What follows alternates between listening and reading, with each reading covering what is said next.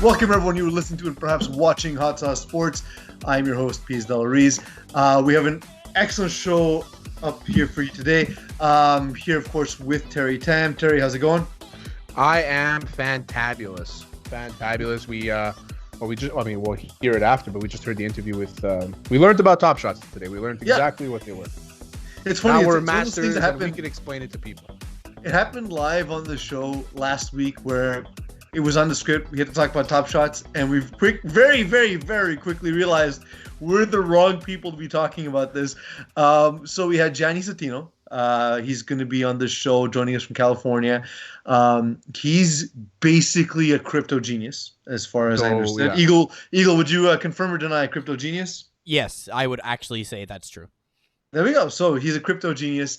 So he walked us through Top Shots, why it's actually valuable, why it's not a scam, and why we're wasting our money not investing in it so far. So Terry, we're a bit late on it again, but in that interview we learned that there's some space for you and I, and if you were paying attention last week, you might steal it out from under us, but there's some space for you and I to get in on this in a market that's not been tapped, so to speak. Hey-o. I think we should do the top point thing. I think that it's like, I think it's the where the money is for us. Well, look, you need to go to work and basically pitch that to your bosses. I'll work on getting us financing with guys like Gianni Settino who can, help us on the back end of that stuff. Eagle, you know to do this stuff too, and you're not busy. Yeah. Yeah, that's what I am. We'll add that to your list of hot sauce responsibilities, which is growing by the day. Our team also growing by the day. We have some announcements coming, but that won't be done today. Terry, what you got on Weekly Sauce this week? We have UFC fighter Ayman Zahabi coming on this week. He came off 2 weeks ago. He won his fight against Draco Rodriguez. He's coming on, and he's a Montrealer. Montreal. He's from Laval. Montrealer, same thing. His brother, he's training partner at GSP. Part of New York, right? Yeah. His training partner is GSP, and his brother's GSP's head coach at TriStar Gym, so I'm excited to have him on. I really am. It's for me, it's like a thing. I've always wanted to get into MMA, and so we're doing it. And that's honestly, dude. I love when you guys do fighting because I learn a lot from you when it comes to fighting because it's not a sport that I'm as well versed in as you. So definitely, if you're like me, you want to learn more about fighting. That's one of the shows you got to look at.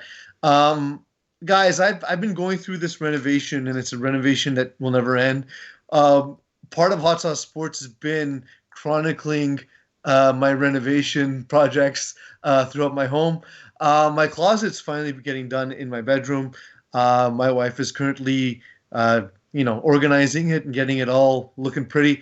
And then she kept bringing in items into my office as I was working today and holding it up and saying do I keep this or not? And I was wondering if you guys had these items that you were holding on to that you probably held on to for beyond its usefulness. So one of the things it was relegated to pajama. It was a Kobe Bryant T-shirt with oil stains and it was kind of ripped at the bottom. And I finally said goodbye to that T-shirt. That was one of the things that came up for me. I guess also because of his passing, there's the additional sentimental value. But do you guys have anything like that? Anything lying around your house that your significant other would find and be like, guy, come on, you're never going to use this again? So I have an 18-year-old hoodie. This hoodie was given to me by my football team. And I still have it, and I still wear it. And it's the only sweater I wear to the gym, legit.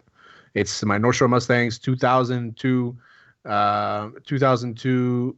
It has my number on the sleeve here, number 51. It's a classic, and it's still in mint condition. Mint. But Terry, you and I, come on, you struggle from the same thing I do with the weight fluctuations. You don't have those T-shirts or shirts that are never going to fit you again. Yeah, I have a few of those. Yeah. Yeah, come on, that's going to be a thing. Where you're 25 and you make a promise, I'll fit into this by next year, and before you know it, you're in your late 30s, and you're like, nope, never gonna happen. Sorry. What I do that's good is I do clean out my closet twice a year with full garbage bags, but then I just refill it with other clothes that don't fit. So yeah. That's my what about you? I have a spare guest room with a full bedroom set in it, and in one of my dressers, which is probably about 6 feet wide, if you think about or the length, whatever you want to call it, 2 of the drawers are filled with cables.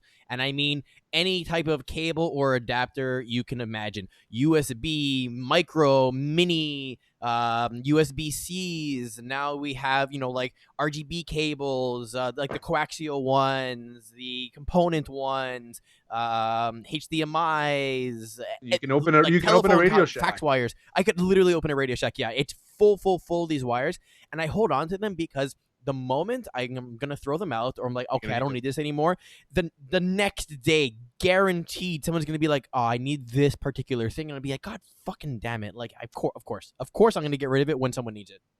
Yeah, I have one of those boxes too. I have so many adapters for which I don't think I have the original device. Yep, so I have that too. Yep. That's gonna be one day someone will need it for a purpose, and I will have it. I guarantee you. I also have a problem that the new closet looks as though it only is going to store 12 pairs of shoes at a time, and like that. Okay, so like that's our in season. Like I have like off season storage. Don't worry about that. Like like they'll go somewhere else. But I don't know if I can commit to only 12 pairs of shoes. I was gonna say I remember looking at your original list of must-have shoes, and I think the list was at 16, right? Yeah, it's at 60, but that's multiple seasons, and I have much more than just needed. I don't take you as the multiple shoe kind of guy. I take you more as I have like 5 pairs, and those are like. But Terry, he has an Excel sheet that says for particular occasions, here's the type of shoe you have to wear. Why would you need an Excel sheet for that? Don't you have? That's how my brain works. I need it so that I can plan which belts I need to buy that need to match the material and color of those shoes. I have over 60 pairs of shoes, Terry, to answer your question. I know this because we went over this because, we had to prepare to get the new closet. And yeah, I have too many pairs of shoes. But it's impossible for you to wear them all. And when you look at your Excel sheet and it tells you wear the blue Nikes, do you actually wear the blue Nikes? Yeah, I'll wear them. Or do you look like, no, I like this one. I wore it last time. It's a lot better. Well, because so part of this is because I'm colorblind. Part of my Sunday is I'm sitting, we're watching something on HBO or something, and then I'll turn to my wife and say, okay, I got to get ready for the week, and she'll help me pick what I'm wearing each day of the week, including which shoes go with what outfit I'm going to be wearing. So it's like it's an obsessive thing because I'm so scared of looking terrible that she has to help me choose everything in advance so that I don't wear vomit yellow and vomit yellow shirt with bright red pants and green shoes. Quick, what color is my hat? Don't forget, right? Black. It does look black here. Yeah. So.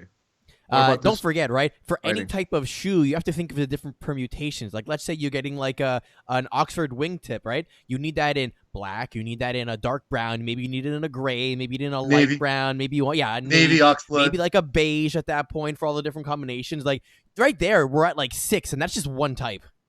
So the thing is with you and I, Eagle, is that we basically wear whatever we want to work. I have a pair of shoes, like one. Yeah, P's like I have a lot of shoes, but I have a lot of like running shoes and like different kinds of things. But like I have a lot of different. I have everything I need for every sport that I do. So I have shoes for basketball. I have shoes for hockey. I have shoes for boxing. You don't need shoes for jiu-jitsu, but you know what I mean. Like I have like a set for everything. I get that. Yeah. But when it comes to like golf.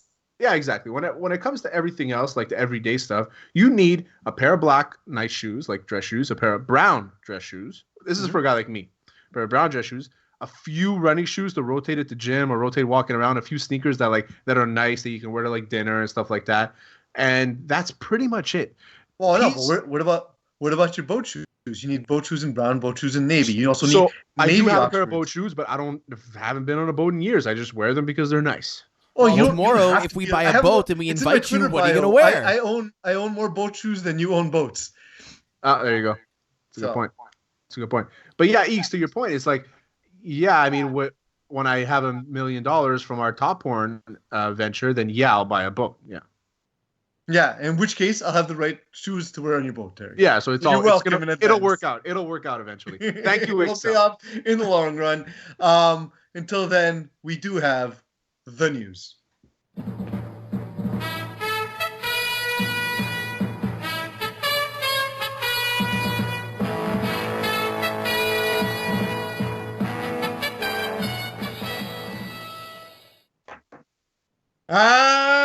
Terry We need to get that on a T-shirt.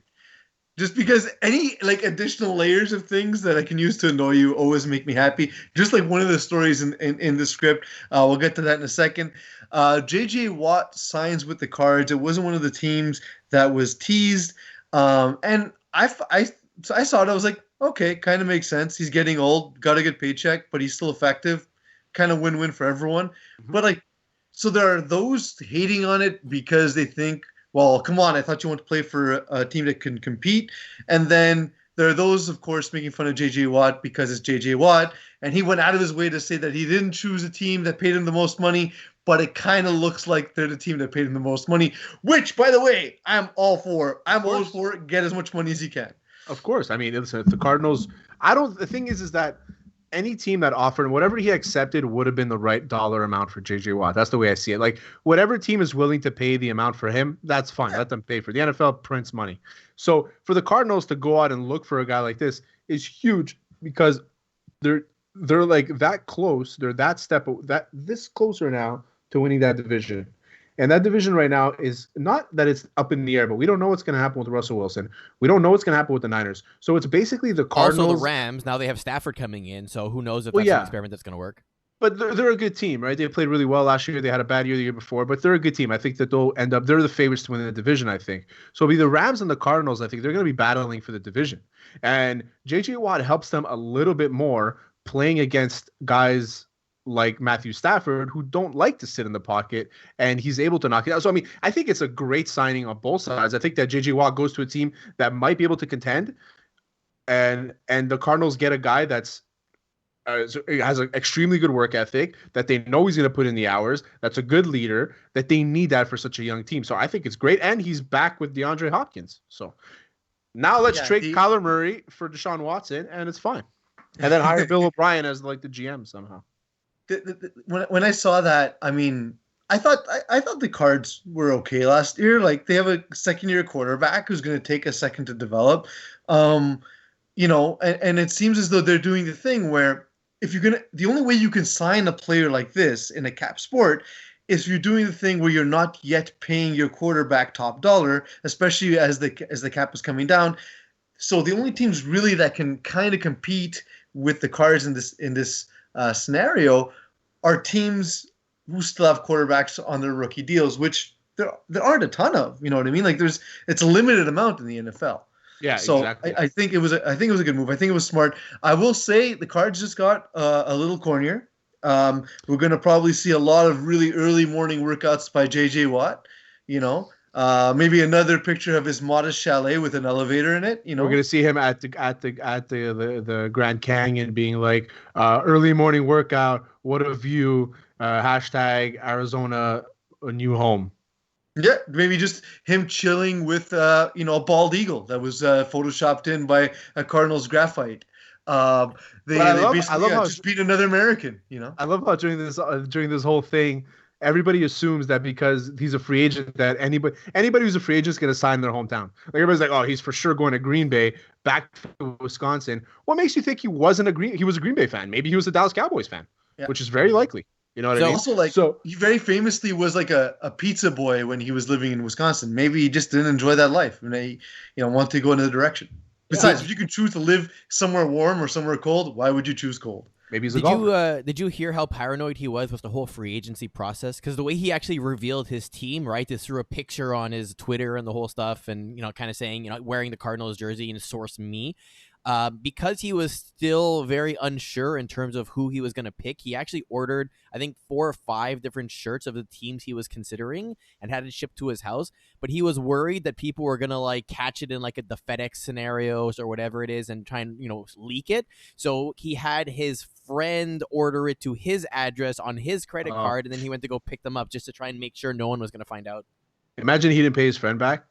I mean, with the money you made, you better pay for those jerseys. Imagine his friend's like, "Hey, dude, can you e-transfer me like $1,000, whatever it was?" And he's like, "Dude, $1,000 for like a few shirts? What's wrong with you?" No, I'm just saying, like, I don't know. Where jerseys from? I'm sure there was a bonus in there. China.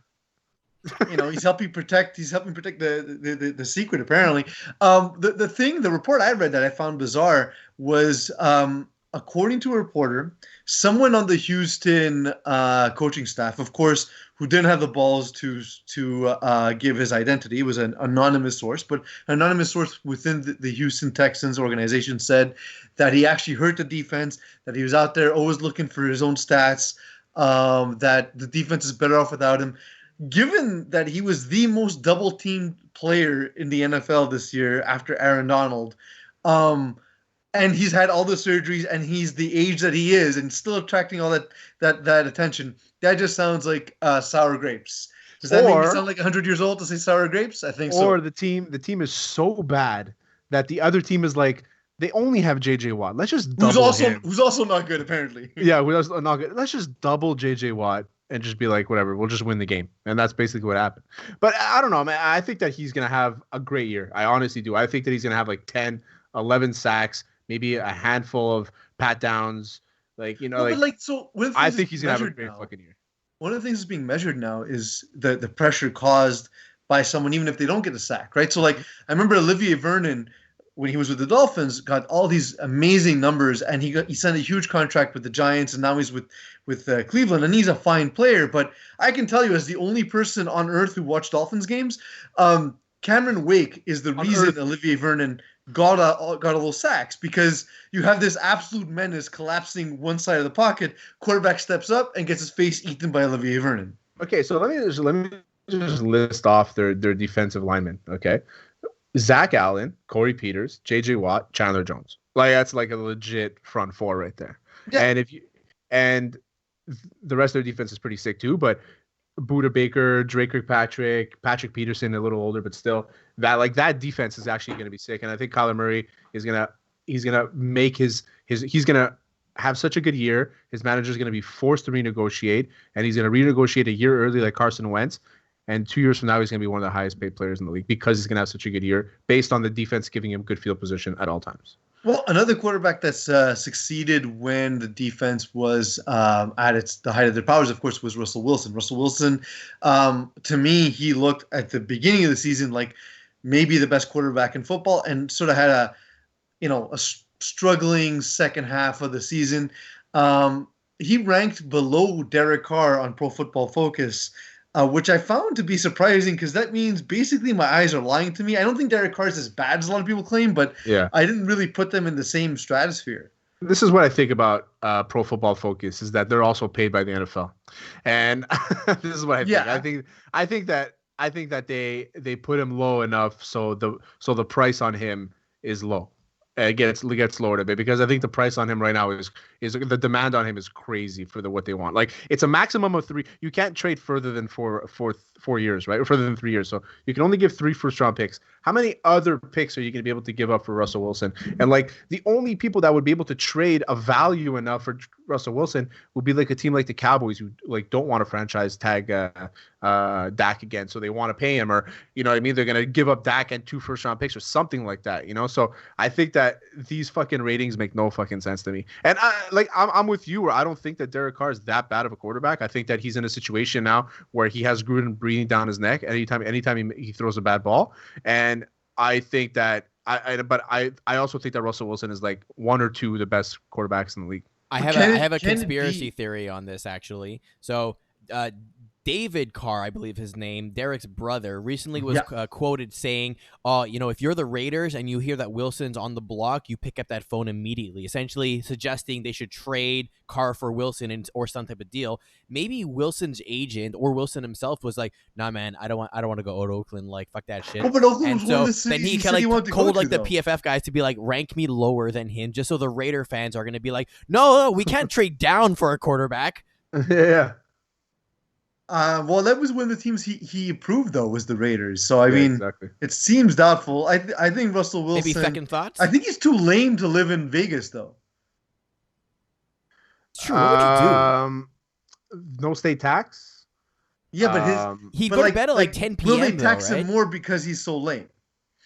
Yeah, he'll get the lame tax for sure. Yeah, 1,000%. I mean, yeah, 100% he'll get the lame tax.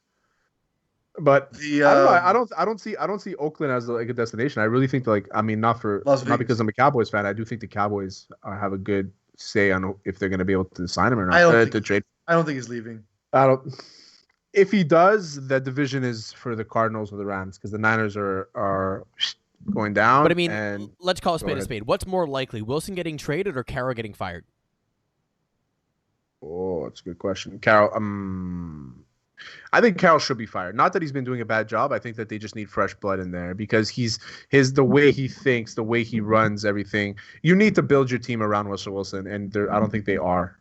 I think Pete Carroll looks like he needs fresh blood. Like it looks like that job took 40 years off his life. He looked like a really young-looking old dude when he got there. Now he looks like the oldest dude on earth. How old is he? He's like 75, right? Yeah, but he looks every day of his age. Where he's aged the last few years. It's really like you can see it. He's not the same energetic old man like he was before. Like even Belichick looks more energetic than Carroll, and that's saying something. When he took off his shirt in front of DK Metcalf, you're like, oh, fuck, this guy's jacked. And now if he takes off his shirt, he probably look like me, except in shape and old. Yeah, he just has like that wrinkly, like that, like the extra skin, like where you can pull it off like this. Like I feel like that's what his skin looks like. Where you can remove it and it becomes a leather vest? Yeah, like a Goldfinger. I can see that. Terry, I included this story because I thought this would really annoy you. Rockets are set to retire James Harden's jersey, who is still playing in the NBA. It's like I wouldn't even find it bizarre. I don't even know what number he wore. Like let's say he plays for Brooklyn for 7 more years, right? And then when he retires, the Rockets retire the jersey. I get it. Like he's arguably the best player in the history of franchise. Him and Hakeem Olajuwon, basically. What number did he wear? 13? 13, yeah. Wow, what a guess. That was a legit guess. I have no idea. But I believe 13. It's the stupidest thing I've ever heard in my life. It's like it's almost like announcing somebody into the Hall of Fame before they retire. It's pretty much the exact same thing. The Hall of Fame is bigger. Imagine like Wayne Gretzky is like before his final year, they're like, Wayne, we know you're gonna get in. Let me put you in the Hall of Fame right now. It's also like the ultimate like ex-girlfriend, like trying to get your attention. Like, oh, we still like you over here. Hey, I know you're not going to come back, but we want to keep the peace. Hey, man, yeah, that's what it is. And I think Harden's like he doesn't want any part of it. He shouldn't even go to the ceremony. I have a story that I'm going to mention after I ask this question, but I want to ask the question first, Ted, because I think you're going to enjoy it. The weirdest number to be retired in the NBA. Okay, let's start with number 13, Houston Rockets. James Harden, right? Absolutely. That's weird. We agree. We agree number that's one, weird. Weirdest. Now, is that weirder than Miami Heat retiring number 13, Dan Marino? Why is that weird? Oh, Miami Heat. The Miami Heat retiring number 13, Dan Marino. I think James Harden being retired is a lot worse. I really do because he's still playing. I think. How about this one? Miami Heat. Also the Heat. Number 23, Michael Jordan. So that's different because like 99 is retired in the NHL completely. Like nobody can ever wear it. Correct, but LeBron James is currently wearing 23 with the Lakers, so it's not retired across the league. I know, but it's like a lot of teams show like respect by retiring that number. So like 24 eventually probably might get retired, and 23 might be retired completely across the board because of LeBron James and Michael Jordan. So I don't know. I think that retired numbers is cool, but it gets to a point like with the Habs. Like you can't. There's the only number available between 1 and 10 is 8. Yeah, you know what I mean. Sounds like Mark Recchi was a failure, is what you're saying. I think 6 also. Yeah, Recchi should get his number retired in Pittsburgh. You know what I mean? Yeah. He's like the 12th all time in scoring. The thing is, like I always wonder about that. Like teams like the Yankees, the Montreal Canadiens, the Lakers. Like at some point, you need to let people use these numbers again because they're gonna run out pretty quick. But I think at some point it becomes more of like the ceremony of retiring and then the actual reserving of the number. Yeah, I agree. I thought it was a little out there. But the story that I found to be the most out there, and I'm going to switch. Oh, actually, no, wait. Let me go back to that for real quick. There's a story on The Athletic that I thought you might get irritated with because it actually praised James Harden, who I know you love to hate on, Terry. He's got a bit of a rap for being a bad teammate, but essentially this Athletic article talked about how at the beginning he got along with Chris Paul and how he was on great team terms with Trevor Ariza and was very annoyed with the team when they got rid of Trevor Ariza. When he, that famous moment where he bullied, I forget who was guarding him. He bullied a player who in a previous game, embarrassed Clint Capella by being much smaller and grabbing a rebound on his head, basically. So like he did a lot of stuff for his teammates and is actually really well beloved, but it's not one of these things that typically makes it to the media because his outward projection just seems kind of cold and kind of off-putting, right?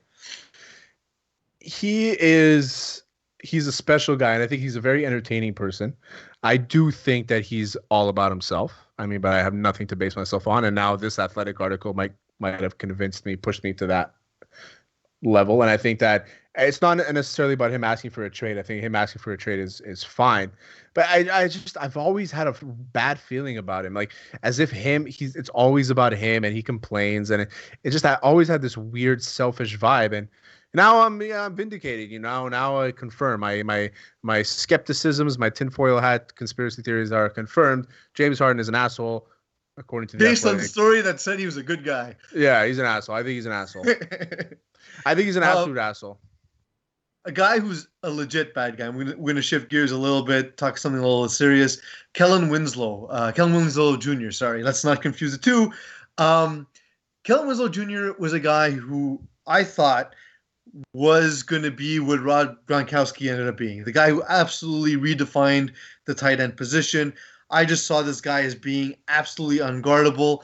What he turned out to be was a guy who preyed on senior citizens and a homeless woman, and is a serial rapist who has now been given a sentence of 14 years, which seems lenient, but in California is the maximum amount you can get in a plea bargain in such a case. So what you're saying is instead of inspiring to be Rob Gronkowski tight end for the Patriots, he instead inspired to be Aaron Hernandez tight end for the Patriots. Yeah, he followed on the wrong path. Wrong tight end. Wrong side of the tight ends, yeah. Wrong mentor, to Eagles' point. Every time I think of Kellen Winslow, I only think of that clip. I'm a fucking soldier. That's the only thing I can think about. That's all I want to think about because I don't want to think about him doing what he did to those poor people because he's a fucking prick. Like forcible rape on a homeless person and exposing himself to a senior at a gym and like the district attorney said something interesting. The district attorney said that we need to keep in mind who his victims were. He specifically chose victims who he thought would have no power in the legal system or would not take him to task, would not bring this to the police, would not come forward with it. And that's a terrifying pattern because this is someone who not only did this, and sometimes you think of these kind of things as being something done in the moment, these terrible moments. Instead, this is something that was absolutely premeditated. This is someone who's young, who's going to be serving a 14-year life sentence, who took away some enjoyable years for some people, and instead he's going to have enjoyable years in the second part of his life. And my worry is he someone who can rejoin society given the fact that he planned these attacks the way he did? There's some CT there, man. I don't know. I don't know if he's going to be. I don't think he's ever going to be the same. I think we might see him in like a mental institution after this. Eagle, I don't even think he'll survive. Do you remember how this was first reported, like when the first case happened? No, I don't actually. Vaguely, very vaguely. So ESPN reported that Kellen Winslow got arrested for breaking into the wrong home. Like he accidentally walked into an old person's home and got undressed. And Kellen Winslow basically said, "Oh well, I thought I walked into my house. So I mistook the neighbor's house for my house, kind of thing." And that's how this started. And like when I think of that, it's such a haunting memory when you weigh that against the district attorney's words saying that he chose people based on the fact that it would be something that would be hard for people, for reporters or jurors and stuff to believe. So it was easier for us to believe he walked into the wrong house and got naked back when because I don't know what the word I'm trying to say is, but I think as humans, naturally we like to give people the benefit of the doubt, and especially if they're in the public eye, it's always like, okay, but like let me hear the full story first, then I'll jump into it. You know what I mean? I think like people like you and I, not huge media outlets and stuff, they just jump the gun right away. People like you and I, when we hear something like that, like Kellen Winslow walking in, like undressing himself in front of an old woman, we're like, that just doesn't make sense to a guy who's a professional athlete, good-looking guy, doesn't have to do these things. It's like maybe he was just drunk and he walked into the wrong house, or a little bit of pity there. And then as soon as the second story comes out there, you're like, okay, this guy's an asshole. But as soon as we give somebody benefit of the doubt, we're ready to take it away, and that's exactly what happened here. One of the stories too, Terry, was at a gym when he exposed himself to a woman. He was wearing an ankle monitor and he hid it with a towel. So he wrapped his towel around his ankle, and then whipped out his piece. Yeah, exactly. So that the woman wouldn't know offhand that he was under house arrest, basically. Holy fuck. Yeah. Or wouldn't, sorry, not under house arrest. Wouldn't know that he was a registered sex offender. So it seems like a weird way to queue up a really great guy and a really great guest, but that's what we have today. Gianni Settino joins us. He's going to be explaining, like Terry, mentioned at the top of the show, we already had that conversation with him. So you're going to hear us have an interesting conversation about Top Shots. It's something that's trending, something that's interesting to our fans. I think if you're interested in that space in general, this is going to be an enlightening interview. Gianni really breaks it down and talks to us why this is the future, why it's safe, and why this is a growing industry. And we're back. Joining us is resident smart person, Gianni Settino. Gianni's joining us because last week on the show, Terry and I had a very ill-informed conversation about Top Shots. I don't think we're going to learn anything, but it has nothing to do with Gianni's ability. He just has two terrible students in Terry Tam and myself. Gianni, welcome to Not Sauce for Work. We're here to talk to you about, as we said, Top Shots. So what's your involvement in this new digital medium that we don't understand? All right. I mean, my involvement goes way back because I actually built a similar project in 2018 called Crypto Strikers, which was basically soccer cards on the blockchain for the 2018 FIFA World Cup in Russia. So I had this thing built out way before Top Shot was cool, one of the OG projects in that space.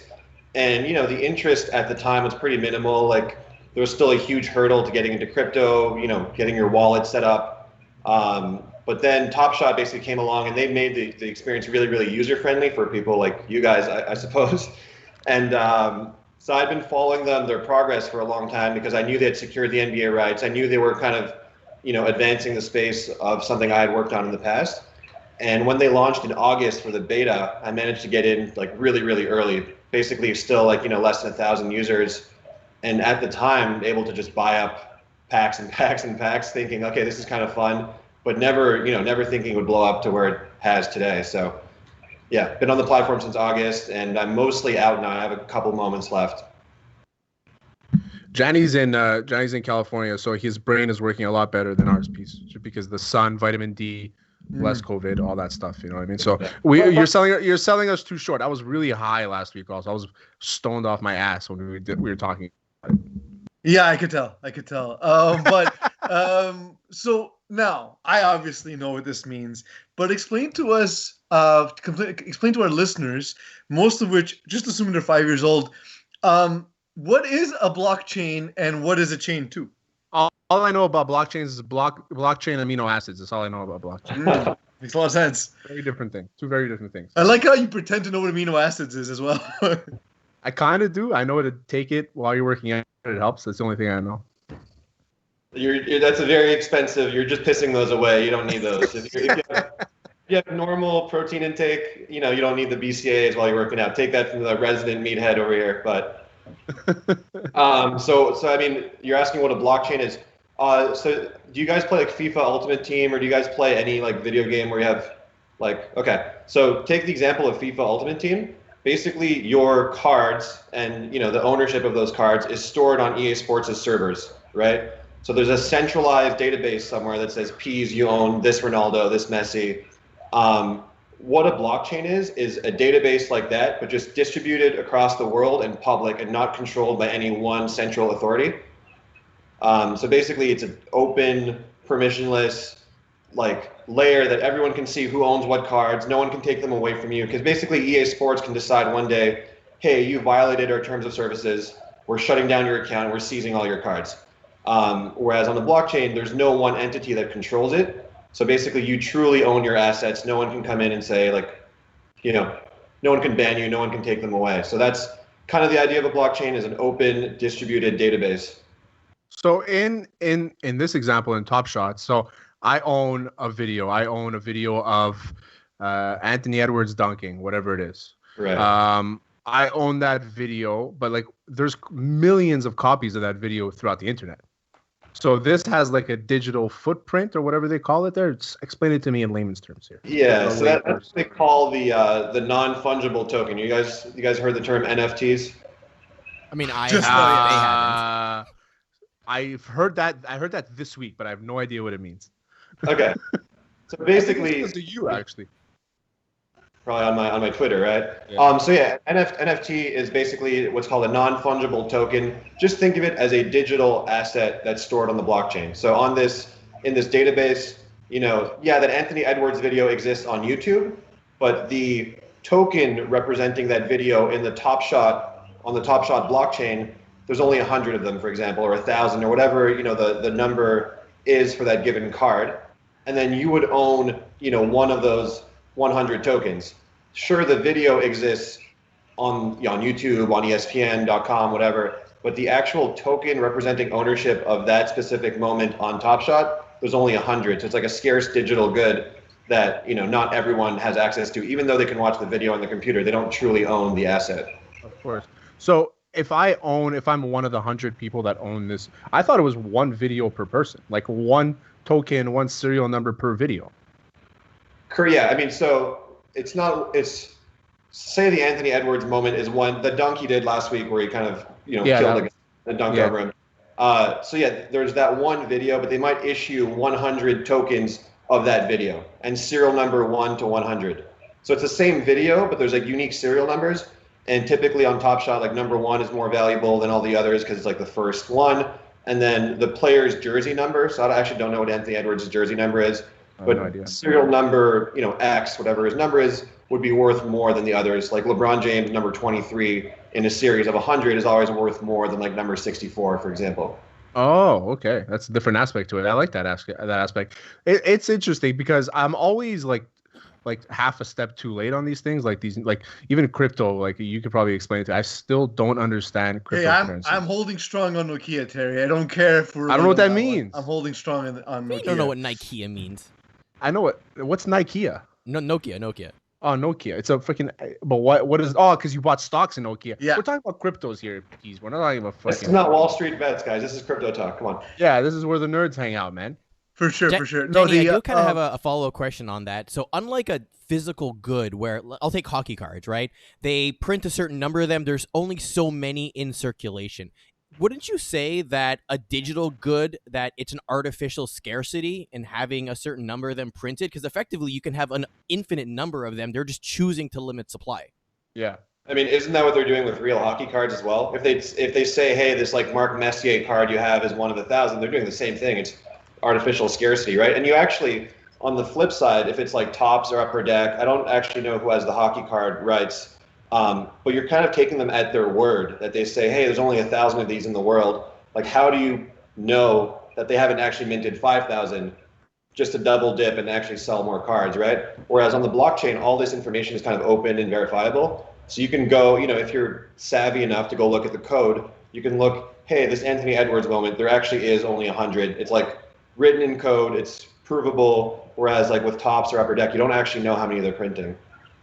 Well, I mean, but all of this is artificial scarcity based on an idea where baseball cards, let's say in the 30s or 40s and 50s and so on, would sell, and basically people just bought them because they like baseball. And my dad told me stories about when they were young, they would throw them against the wall, and it was like a game they would play with baseball cards. And this was like a common game kids would play. And the reason why like those old baseball cards worth so much money was because people didn't expect that value to exist. So like it was an actual scarcity that existed because people really didn't buy it for that purpose. So in that way, when I see things like this, the first thing that comes to mind is like, well, you're creating sort of a market by limiting supply, which makes sense. And to your like the idea that this can be sort of faked and whatnot, the same argument can be made for a regular baseball card. Like our graphic designer can make a super rare card, and we can pretend it's the card that we bought, right? Like, let's fucking do it. Let's do it. Yeah, no problem. I just love acknowledging the conversation, so let's get that done. Gianni, what do you think is going to be the biggest boom for Top Shots? Is it going to be really opening the archive? Because I know this has started to happen with some ex players, but like I think it was Adrian Wojnarowski tweeted that they haven't really explored the vast archive of NBA footage. Or do you think it's opening up to China? Yeah, they've already kind of started doing, I think, some inroads towards the China. Like, I don't know if the platform is live in China, but I know they had a Chinese New Year. It's not? Yeah. Okay. So they had like I did this afternoon. It's not. They had a Chinese New Year pack called like the gift, and the cards were one of 888, like 888, which was a lucky number in Chinese, and the trim was like this, kind of Chinese New Year theme.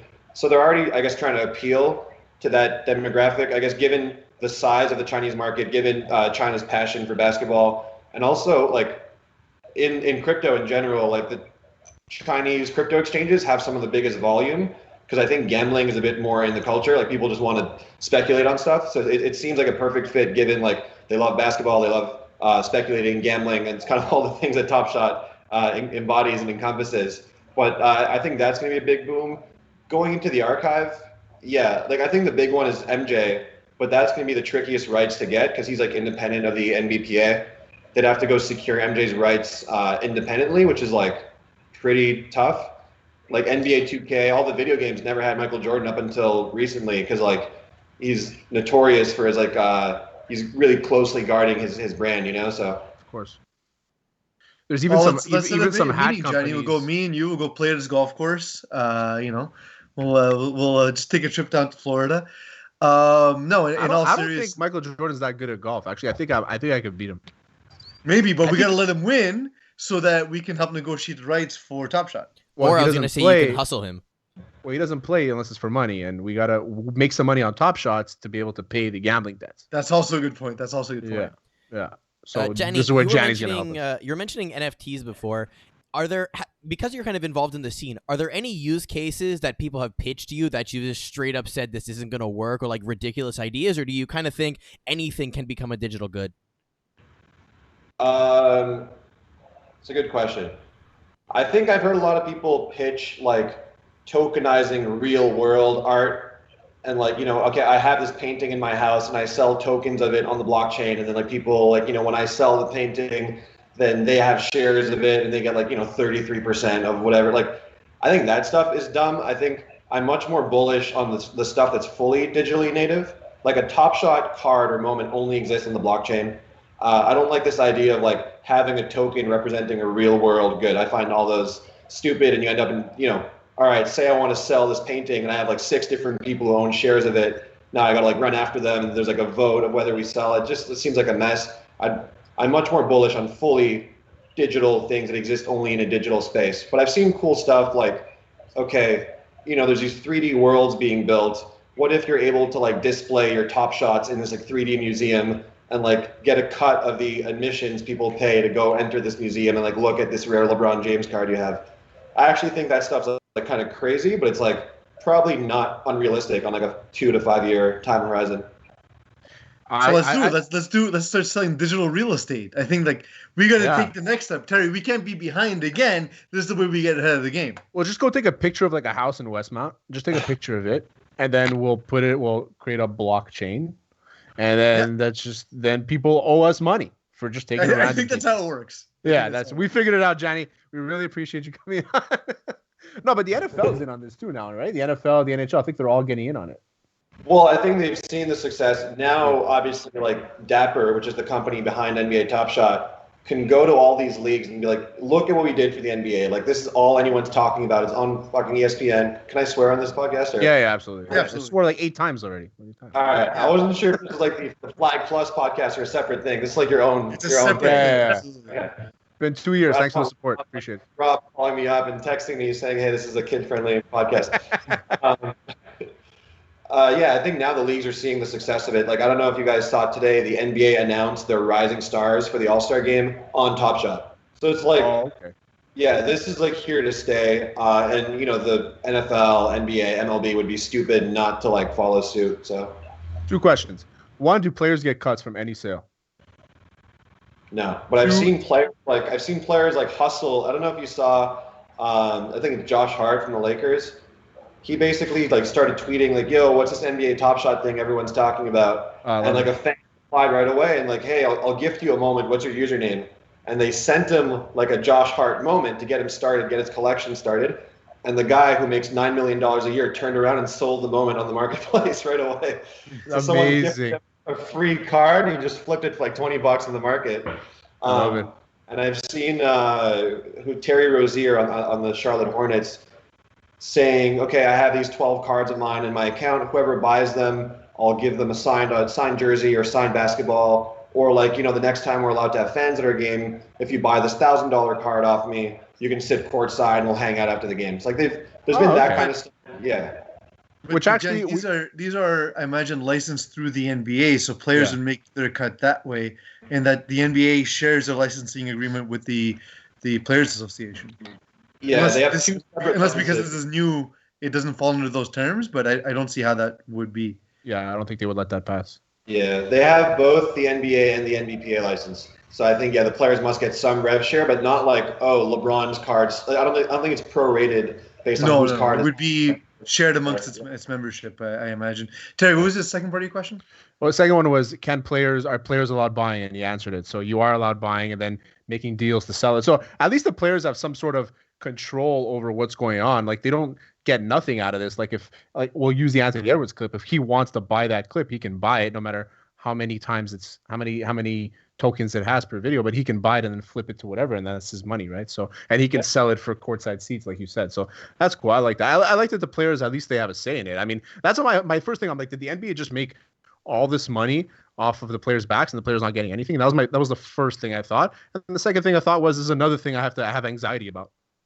There's another thing to argue with Pease about. No, the thing, Gianni, the thing I want to mention was, so one of the concerns, or not even a concern, but one of the issues that seems to be bothering people is the payouts that you need to get verified, which can take up to 6 to 8 weeks. I'm sure it rarely takes that long. And then there's a limit to, I believe, $1,000 a month that you can withdraw, but it's a peer-to-peer marketplace. So the comparisons that it's being drawn to are not reflective of the type of marketplace it exists in. So why is it? Is it just a cash flow issue because it's still in its beta testing phase, or is this here to stay? Yeah, so no one actually knows why it's happening. Like, I think the payment company that actually processes their payments came out and said, "Hey, it's not on our end. This is like a bottleneck on the Top Shot end of things." My assumption is that they're making sure there's no like wash trading or money laundering happen between accounts, because this happens a lot in the traditional art world. Like, hey, I just, I made $1 million selling drugs last year, but now I just magically sold this painting for $1 million that, like, a 5-year-old drew, and hey, now the money's clean. So basically, they're making sure no funny business is happening with people wash trading between themselves. And I think they just, their growth kind of caught them like understaffed. There's probably like one guy somewhere in Vancouver like manually approving people. I'm sure they're scaling the team and it's going to get fixed eventually, but it's definitely an issue right now where, like, I know people who have like $2 million Top Shot collections, and if you can only withdraw $1,000 at a time, that's going to take you pretty fucking long to get your money out, right? Absolutely. Yeah. Gianni, thank you. Wait, I got one last question. Yeah, Eagle has a smart question. As per Rule 34 of the internet, how long until VFTs and blockchain is used for porn?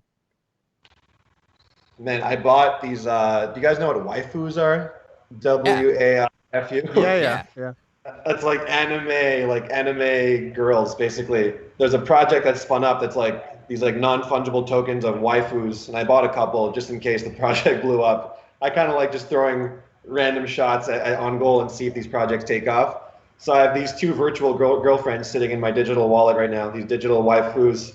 How much did you pay, if you don't mind us asking? They were like half an ether each, so basically, $750 each. Oh, not bad. Yeah.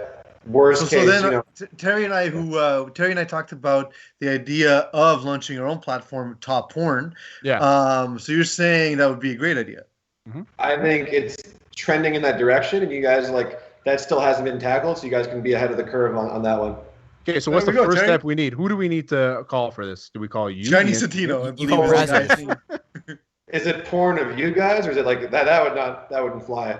What are you trying to say? What are you trying to say, G? No, I figure like you get like that to like a Brazzers or something, and you get like a collection of all the women with facials or DP or any other stuff, right? And I can't you just speak buy because I work for that company, so I can't speak. Is there like a porn star players union? You can just sign the rights to all of them at once, or do you have to independently sign talent? I think it's independently. I don't think there's any sort of union when it comes to that. I'm not sure about that actually. I mean, they have a whole. Yeah, Eagle. What do you mean you're not sure? It's your job to be sure. Look it up. I'm doing it right now. Well, I work for that company. Yeah, so also I'll find you should out. also know. Everyone except me should know this. So you guys do the work. The International Entertainment Adult Union is a federally recognized labor union representing those in the adult entertainment industry. So yes.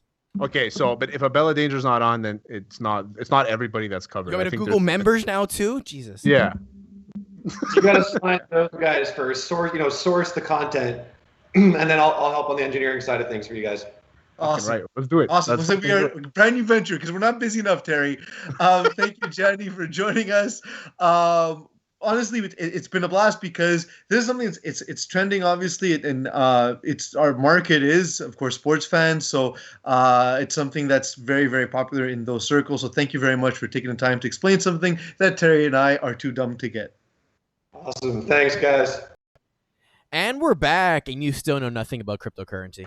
That's okay. Cryptocurrency, absolutely nothing. But Top Shots, I'm a fucking master. Like, I'll explain it to the next guy, like, really well. I'm going to be like, you know what? Blockchains. You ever heard of blockchains? And we'll be like, blockchain amino acid. Kind of the same thing, just not.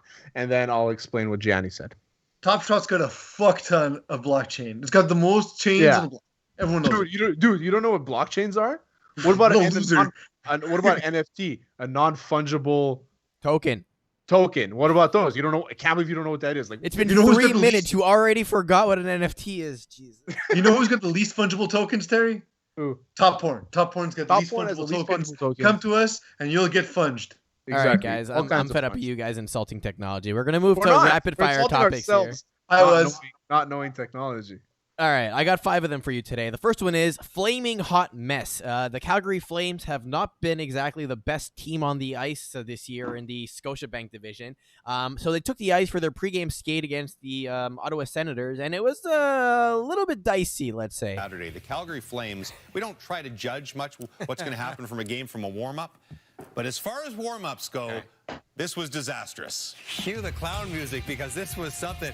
First, you got the Valimaki bumping in the goal. You got Milan Lucci's hanging in the corner. He's not feeling very good. You got Anderson and Nestrov. They're crashing into each other. And the worst of them all is this backhand from Johnny Gaudreau into the side of the face of the helmetless Sean Monahan.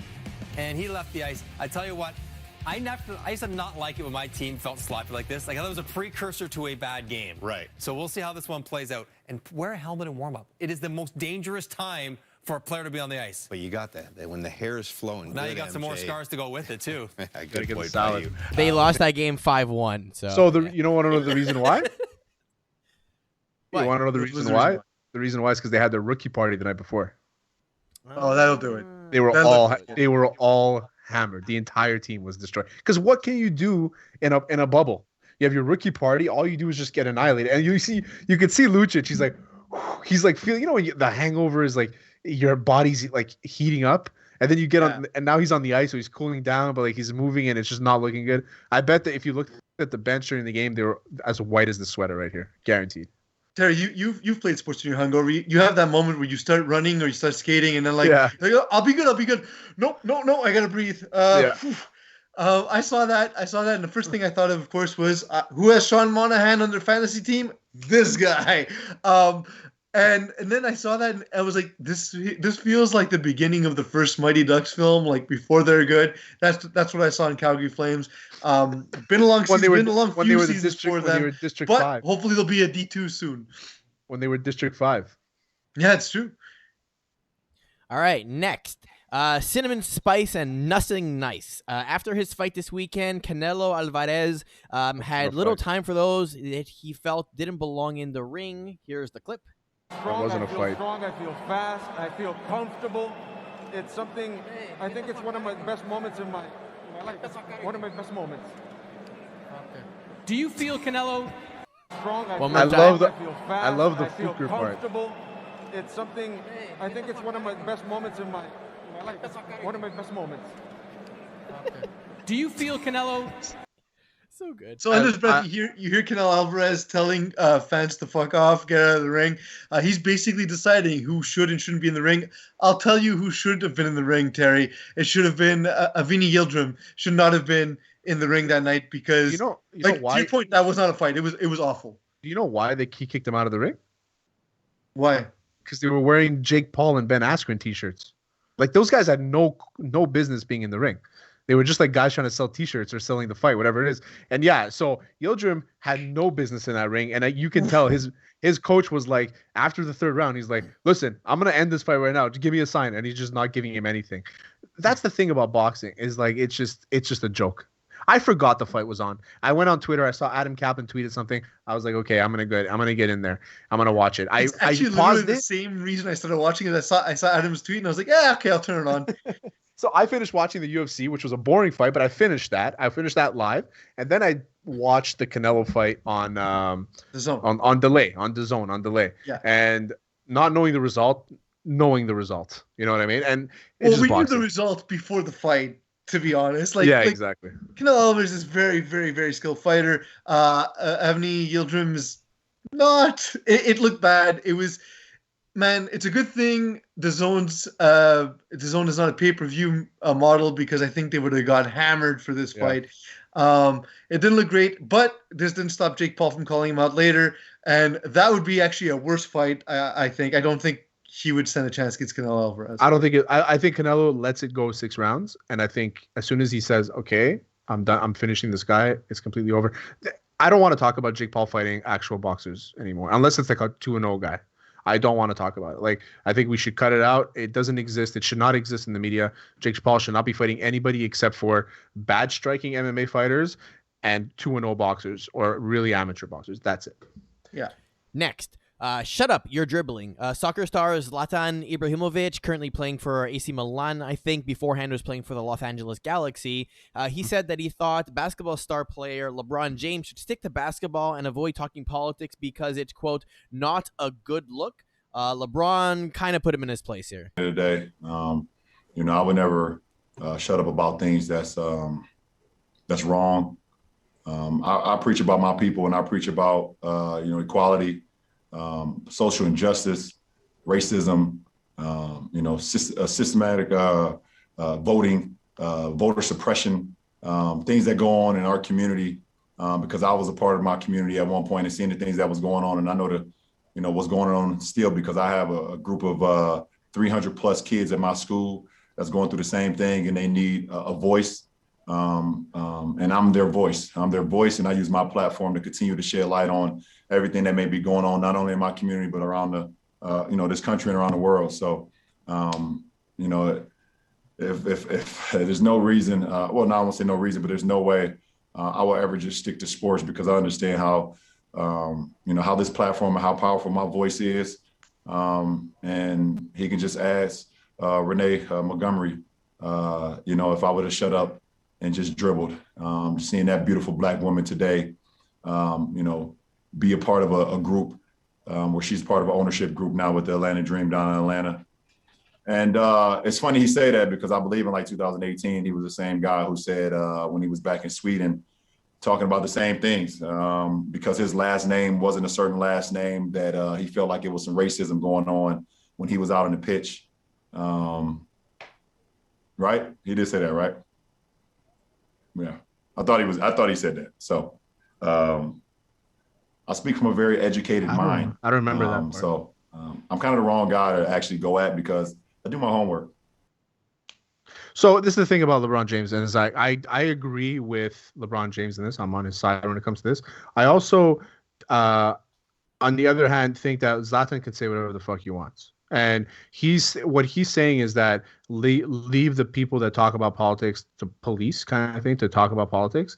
But when it comes to what LeBron James is preaching all the time, it's a lot bigger than just talking about politics. It's a lot bigger than talking about, oh, I'm voting for Trump or Biden because of this. It's a lot bigger than that. He's not talking necessarily about politics. He's talking about racial, like he said, human interaction. He's talking about how we should be treating people in general. He's talking about social issues, not political issues. That's the problem. And Zlatan likes to talk. I'm happy you said that, Terry, because the thing I keep thinking of is, when did race become politics? When did gender become politics? Like, it's politicians who have dragged that into the fold, just like they've dragged sports into the fold, because nobody ever tells politicians, stay out of sports, stick to politics. But politicians often feel that they can tell athletes to stick to sports. Look, I get it. Zlatan can say what he wants. And for me, this is my two of my favorite athletes going at each other. So it's kind of a strange situation for me. But I will say, when you hear something like that, it's just weird to use your platform to tell other people to keep quiet. And then we defend it by saying that Zlatan can say whatever he wants. But then also LeBron can say what he wants. Which anybody can say whatever they want. Yeah. Anybody can say whatever they want. Absolutely. And it's a reality. If there's a consequence to that, there's a consequence. But anybody can say whatever the fuck they want. Especially that neither one is saying anything that hurts another person. Who cares? That's all that matters. If the person isn't hurt, in danger, or whatever the case may be, then it's fine. Yeah. At the end of the day, LeBron James stands for a lot of good. I think he's cheesy as fuck. I find him extremely annoying, but I also do think that he has his head's in the right space, and he does a lot of good. And as me that he is, always talking about me, he also does a lot for other people. I saw that clip and I was like, we're going to use it on a show, and man, obviously he's going to be shirtless and Terry's going to talk about how he's all about himself. But the thing is, he is all about himself. It's 100% he's all about himself. Look, he does help a lot of people. I will say the one thing he doesn't often get pressed on is the China arrangement that the NBA has. But look, the problem with the China situation is we're recording this show on devices that were all made in China. We all have telephones made in China, and we have no problem buying those. We will at some point talk to Carlin Gay on this issue specifically. We didn't get a chance last time we interviewed him, and I do want to get his take because the work that LeBron James has done for his community, that can't be denied. But how do you feel it, say, if it comes at the expense of the other poor communities, right? So that's something that of course it's very difficult to handle. There's no right answer. So I'm definitely interested in having that conversation. We will have that on this show at some point. Next, speaking of saying whatever the fuck you want, Family Matters. Nick Francona, son of Cleveland Indians manager and two-time world champion manager of the Boston Red Sox, Terry Francona, accused his father of mishandling Mike Callaway's sexual misconduct toward at least 5 female media members, and even went so far as blaming MLB executives to be involved in kind of the cover-up and not taking this seriously. So wait, let me understand this. So Nick Francona, son of Terry Francona, legend, is criticizing his father for mishandling the Mickey Callaway sexual misconduct thing. That's what it is. So I don't know this story about Mickey Callaway. So Mickey Callaway has had at least 5 situations of sexual harassment towards female media members. The media members complained to the team, complained to the MLB.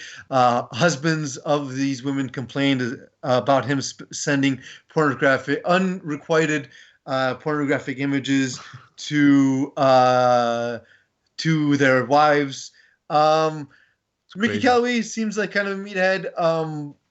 The weird thing I've never understood with these situations, Terry, is if you have an underling, let's say, for example, I'm not saying he would, but let's say Alex the intern did something really stupid. We would throw him under the bus, right? Because it saves us. That's why you have interns and so on. I never understood why it is that these heads of organizations cover up for people below them, because all it does is expose you to risk that you didn't have to in the first place. Yeah, I mean,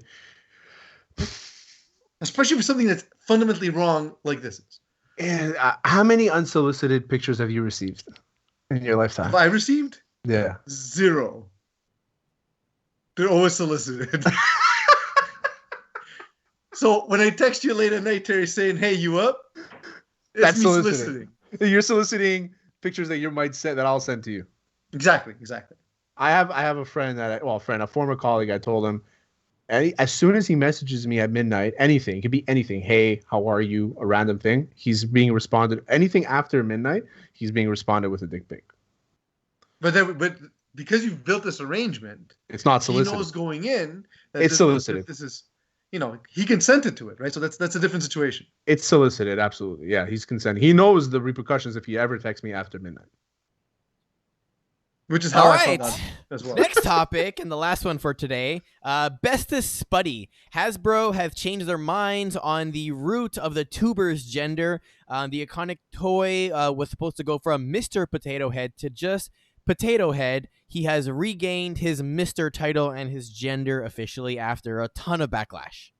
So I whenever I think of this, I think of how people got mad when James Bond was going to be played by Idris Elba. And how they're all like, but he's not a black guy. But who is James Bond? Is he a real person? No. Yeah. Okay, so why can't he be played by a black guy? So that's the thing with Mr. Potato Head. He's a man. He's Mr. There is a Mrs. Potato Head. She exists. Yeah. So I've seen her. I've seen her. You could even marry 2 Mr. Potato Heads if you like. Yeah, I've assembled Mr. and Mrs. Potato Heads. Absolutely. In fact, I would say that they were both neither Mr. or Mrs. to begin with, because they have no genitals and they're potatoes. So I saw this. I saw this twofold. I saw this first of all. I saw this as Hasbro making Mr. Potato Head valuable again, because it got themselves in news, because I don't think anyone was talking about this at all. So they created this media shitstorm, and then the fakest outrage on Twitter is people being upset by whether or not a toy potato is gendered. I couldn't stop laughing anytime I saw someone who seemed legitimately angry about the gender of a toy potato. But what do we do? What are we doing as a society if we're getting mad about a fucking potato? Yeah, it's like both sides of this is just stupid. It's not even a real potato that you could enjoy and bake and cook and fry. It's none of that. It's a fake potato made out of plastic that doesn't mean anything. Why are we getting mad? I have a Facebook profile picture where I'm wearing a potato coming out of my pants, and it looks like a vagina, because I want to know how I'd look with vagina. You can do that. You can see what a Mr. Potato Head looks like with, like lady lips or the more feminine specific eyes, or make a little skirt for Mr. Potato. You can do that too. I was going to say, I think Hasbro has missed out on an opportunity here because you can have the different pieces and put them in a different slot. They should have just printed a dick and a vagina and shipped it with Mr. Potato Head, and they get to choose his gender. Or a pair of pants with a bulge and like something without a bulge, so you don't really know, like a pair of pants with or without the bulge. Yeah. No. I think that should be the name of the show, with or without a bulge. It's a good name. Can we call it Mr. Potato Head Sprout? Hey-oh. Nice. Buzzing. That's it. All right. So thank you, Terry, for all the wonderful work you've done today. Gianni Settino was amazing. I want to thank him for his time. He really, really, really wasted his time and his intelligence with us, as do all our guests. So I do want to thank him for coming on. Eagle, thanks for getting all of this up and going. Hopefully we'll all be in the same room together, but it doesn't look like it'll be the case for yet another 2 weeks. Until then, of course, I'm Pizzo Reese, and thank you all for letting me be myself. You've been listening to Hot Sauce Sports.